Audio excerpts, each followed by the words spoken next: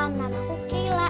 Mulai hari ini aku akan mengajak kalian berpetualang dalam kerajaan Allah dengan cara belajar firman Tuhan setiap hari. Mulai dari kitab Kejadian sampai dengan kitab Wahyu. Ayo kita mulai petualangan kita.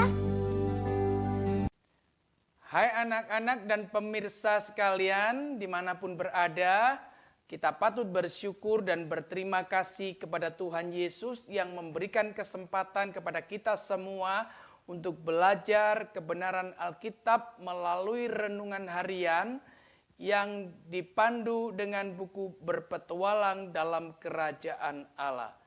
Renungan harian ini berbeda dengan renungan-renungan harian pada umumnya.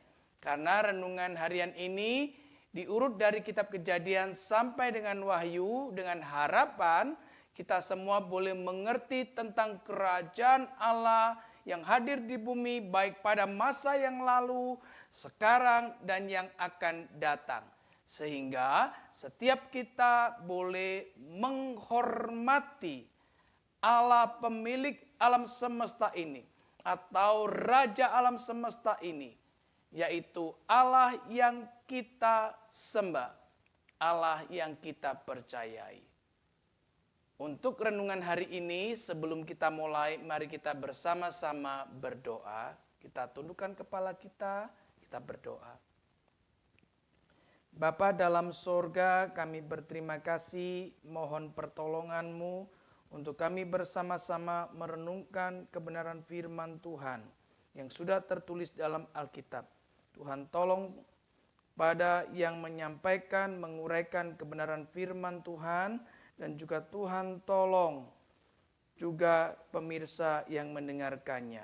Sehingga setiap kami boleh diberkati oleh kebenaran firman Tuhan. Dalam nama Tuhan Yesus kami berdoa. Amin. Anak-anak dan pemirsa sekalian, hari ini kita belajar tentang penciptaan dan hubungannya dengan kerajaan Allah.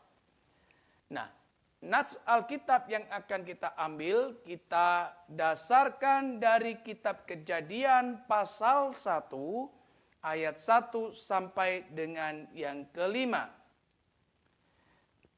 Ayat 1 dan kedua mengatakan seperti ini. Pada mulanya Allah menciptakan langit dan bumi. Bumi belum berbentuk dan kosong dan gelap gulita menutupi samudra raya.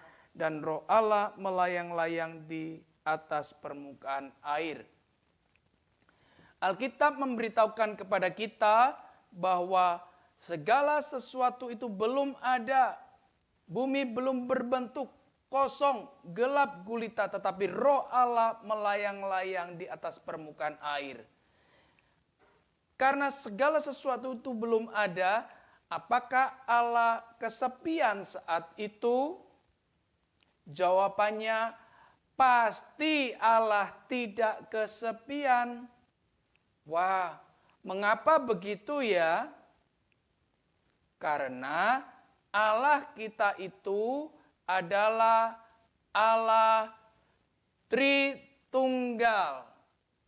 Allah yang esa tetapi tiga pribadi. Jadi Allah pasti tidak kesepian. Yaitu Allah Bapa, Anak, dan Roh Kudus. Ketiganya bisa saling berbicara, saling mengasihi, bisa saling bekerja sama. Tapi tidak pernah bertengkar. Tiganya esa. Anak-anak sekalian, Allah Tritunggal adalah Allah yang besar. Allah yang mulia. Jadi Allah ini tidak bergantung oleh siapapun. Juga tidak bergantung kepada apapun. Jadi Allah bisa mencukupkan dirinya dengan dirinya sendiri. Wah, bagaimana sih Pak Leo ini? Ya memang seperti itu. Allah tidak memerlukan siapa-siapa. Tapi kita bersyukur. Allah yang tidak memerlukan siapa-siapa, tapi masih mau menciptakan segala sesuatu. Hari ini kita tidak membicarakan seluruh penciptaan dari hari pertama sampai dengan hari yang ke-6. Tapi kita cukup membicarakan hari yang pertama saja di dalam penciptaan Allah. Omong-omong, tentu kalian bertanya, Pak Leo, bagaimana sih cara Allah menciptakan langit dan bumi serta yang lain-lainnya? Hari pertama, Allah itu menciptakan terang. Tetapi pertanyaannya kembali lagi, bagaimana Allah menciptakannya? Sebelum saya memberitakan itu, saya akan ajak kalian untuk coba mengingat-ingat. Kalau kalian pernah melihat orang membuat kursi, maka orang tersebut pasti memerlukan bahan yang sudah ada. Bisa dari kayu, bisa dari besi, atau bisa dari apapun. Tapi ternyata tidak cukup bahan saja. Perlu alat-alat untuk membuat kursi. Bagaimana juga orang kalau ingin membuat terang.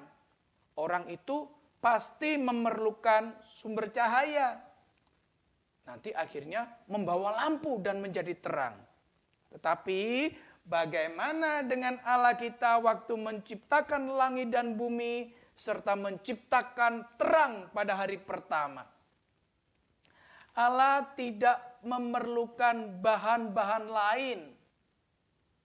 Karena Allah kita mampu dan bisa menciptakan dari yang tidak ada menjadi ada.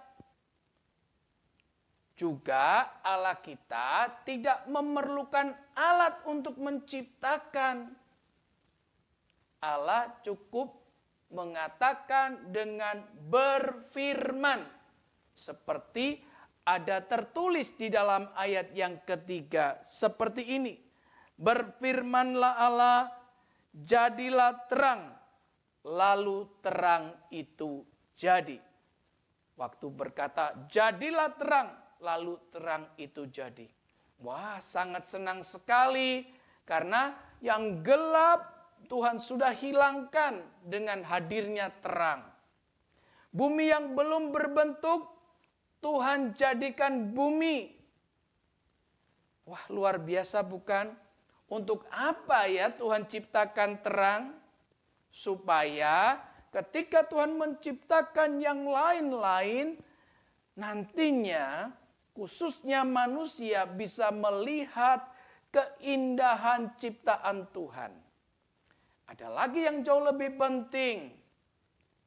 Bahwa manusia dan ciptaan yang lainnya bisa menikmati kehadiran kerajaan Allah atau kerajaan surga di muka bumi. Itu sebabnya anak-anak dan pemirsa sekalian, ketika Allah menciptakan alam semesta ini, juga Allah menghadirkan kerajaan Allah di bumi. Karena Allah yang menciptakan alam semesta ini adalah Raja alam semesta ini juga. Bersyukur kepada Tuhan kalau kita diberikan kesempatan untuk menikmati indahnya dari terang yang Tuhan sudah ciptakan. Anak-anak dan pemirsa sekalian, ada hal yang perlu kita contoh dari Allah. Kalau Allah menciptakan bumi yang belum berbentuk dijadikan berbentuk, mari kita yang juga Tuhan berikan kesempatan untuk bisa bekerja. Jikalau kita melihat segala sesuatu yang tidak tertata dengan rapi, mari kita juga rapikan. Itu salah satu teladan yang harus kita kerjakan dari Allah Sang Pencipta. Mari kita sama-sama bersyukur kepada Tuhan. Karena Tuhan sudah menciptakan terang untuk kita manusia dan seluruh ciptaannya. Renungan hari ini cukup sampai sekian. Kita akan berjumpa kembali nantinya pada renungan hari berikutnya. Kiranya Tuhan boleh memberkati kita. Amin. Mari kita sama-sama tundukkan kepala. Bapa dalam sorga, kami berterima kasih Tuhan sudah menolong kami untuk boleh mengerti bahwa ketika Tuhan menciptakan alam semesta ini, Tuhan sudah menghadirkan juga kerajaan sorga. Tuhan juga sudah menghadirkan kerajaan Allah di muka bumi. Terima kasih Tuhan buat terang yang sudah Tuhan berikan. Terima kasih juga Tuhan untuk keteraturan yang sudah Tuhan berikan dalam hidup kami hingga hari ini. Dalam nama Tuhan Yesus kami berdoa. Amin. Anak-anak dan pemirsa, kita akan berjumpa kembali pada esok hari dalam renungan yang berbeda. Dadah. Nah, besok kita akan belajar tentang mahkota ciptaan Allah. Kayla harap teman-teman baca dahulu kitab Kejadian 1 ayat 3 sampai 26 ya. Sampai jumpa.